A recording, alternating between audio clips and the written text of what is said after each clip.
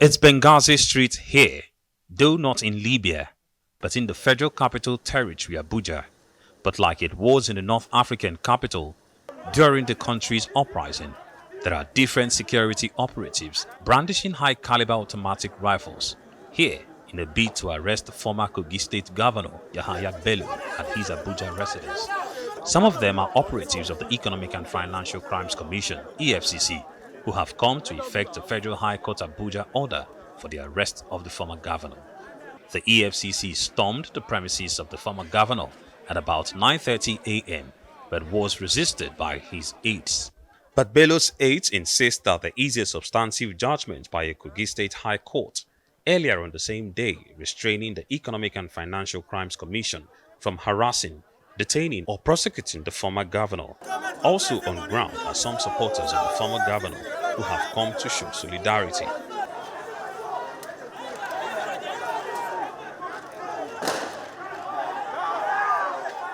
The situation becomes chaotic upon the arrival of the Kogi State Governor, Usman Ododo, whose aides demand that the EFCC gives him access to the building. The governor's presence clearly swings the tide in favor of his predecessor.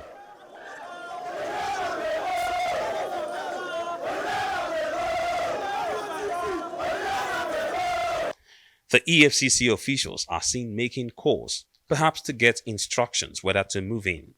The calls lead to some reinforcements, but obviously not enough to match that of the sitting governor or Bello's aides. Hours later, at about 4:15 p.m., the Kogi State Governor is seen leaving the building. Attempts to get a clearer view to ascertain if the governor was alone in the car or is with the former governor Yahaya Bello was unsuccessful due to the tinted windows on the governor's car and the huge security presence. There is an obvious look of defeat on the faces of the EFCC officials who refuse to speak to the media on the state of affairs. Minutes later, the EFCC operatives are seen departing the vicinity, perhaps thinking the target might have found a way to exit the premises or in a bid to re-strategize due to the conflicting court orders. Some supporters of the former governor also speak with the media. I expected that the EFCC should not be too desperate. They don't have a vested interest.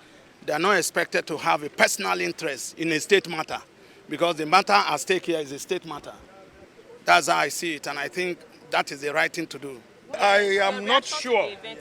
I am not sure those guys are from EFCC because there is a subsisting court order. I am sure they have regard for rule of law.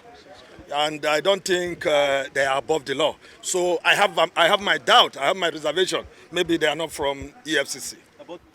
The remaining operatives of the Economic and Financial Crimes Commission just leaving the streets of Benghazi here in Wuse Zone 4 without the former governor of Kogi State, Yahaya Bello. Well, the EFCC have put out no official statement on why they wanted to execute an arrest today, or perhaps why they have decided to leave without the former governor. However, we expect that in the next coming hours, or perhaps days, the true relationship, or perhaps the real reasons for these actions today will be made clear to the public. From the streets of Benghazi, here in Wuse Zone 4, Ferdinand Duroha, Arise News.